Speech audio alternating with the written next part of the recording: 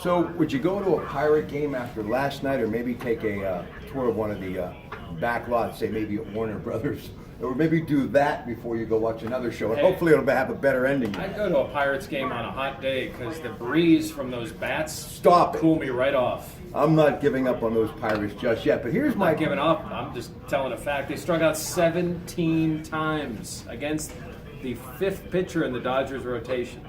In case you're keeping score, that's 17 times, ladies and gentlemen. Ivan Nova hopefully can stop it tonight, meaning the bleeding. It will be 10-10 and no more Dodger blue blood, okay? Let's hopefully the black and gold can return to the victory column. Here's the story, though. When you look at Tyon and you look at Glass now, Broughton was another guy, he's down there at AAA, but they really have all the young guys. You said about Nick Kingman still being down there, but the only way I think the Pirates really salvage anything is maybe to make a trade and get a veteran pitcher to hopefully come in and work alongside Garrett Cole and Ivan Nova and give them a little muscle. What are you going to give up? That's the thing. If you're going to make a trade for a pitcher, those are expensive. They want big-time prospects where they want, let's face it, Andrew McCutchen right now isn't helping his trade value. No.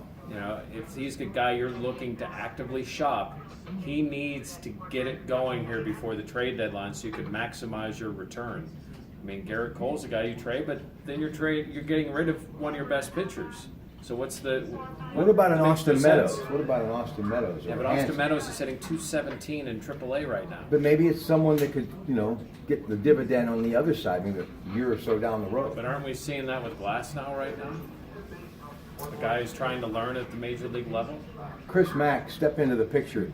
So what do the Pirates do? Your timing is impeccable. I know. Always. You're making it easy on me because I've got so much to do yet before I get on the air at 7. So what do the Pirates do when it comes to pitching? I said about possibly trading for a veteran pitcher because all of the young guys were already here.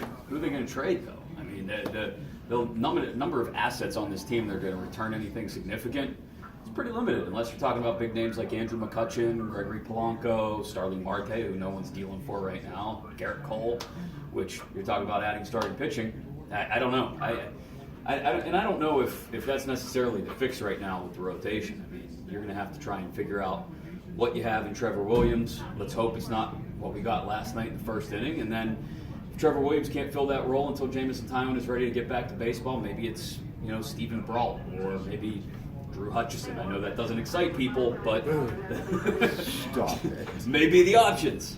He said Kingman. What about Kingman? Nick Kingham? Yeah, I mean, he is. I believe he's back to full health now, and I think he should be making his first start fairly soon. Yeah, I think that's, and when I say that, I think that's a guy down the line, not a guy you're going to trade for now.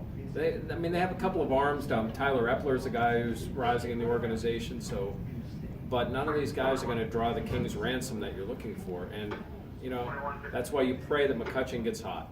It's the best thing that can happen for the Pirates now, and maybe for the Pirates in the future. Get hot to stay and win or get traded? Yes. Sound like an attorney. Mr. Positivity here. All right, just stay here. Stay here. Listen. Either way, you win, right? True. Penguins tomorrow night. It's like you either win or you get the golf clubs out. So a lot on the line. How to go practice today? It was intense. There's two ways you could go. Do you have this happy, let's be glad we're in a game 7 type attitude, or do you have this intense, we're going to fix our problems? And that's what they had. They went after it for an hour. This is what some people believe is a very tired team. They went a full practice today, a day before a game 7, because they wanted to fix their issues. And that's the way Sullivan is. And I think around here you probably like that mentality. Like, we're going to go in, we're going to work, and we're going to try hard. Does that hurt their legs? I don't think, because I don't think they'll practice hard tomorrow. And they do have some things to fix. A lot to fix. I mean, you can't look at that game last night and say, oh, this team will be fine. Just throw them back out there on the ice and see what happens. I mean, they've got deficiencies. I think we talked about last night, Rob. This team is finally starting to show the big giant crack in the middle of the foundation that is the absence of Chris Letang.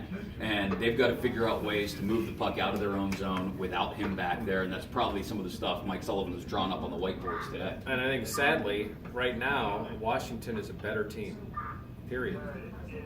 How'd Up that and down happen? the lineup, they're a better team. How'd that happen? Well, you take Letang out of the mix. You take Trevor you're Daley out of the leading mix. 3-1. And two of the guys who get the pucks to the guys who can score. Yeah, but they are couldn't no even longer connect there. passing the puck. They only had 18 shots on goal. Well, and I would point out too, Rob, the Penguins were up 3-1 in this series, despite the fact that they maybe played better than the Capitals in 3 periods, let alone 3 games of this series in the first 4 games. Marc-Andre Fleury dragged them through those first 4 games, kicking and screaming, and stole a couple games from them. All right, Chris Mack, Jeff Hathman, last thing, Steelers hand out the rookie numbers. Big deal for me anyway. Pitts, James Connors. What numbers are you going to get? 30. I don't know. Is that backwards to the camera? That's good.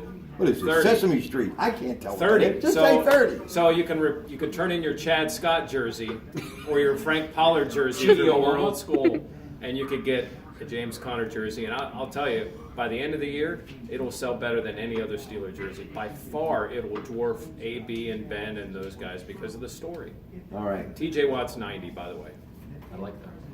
Chris Mack, Jeff Hathman. He wanted 7, but it was taken. It's all in the numbers. It's all in the numbers. Have a great night from your Pratte Pack.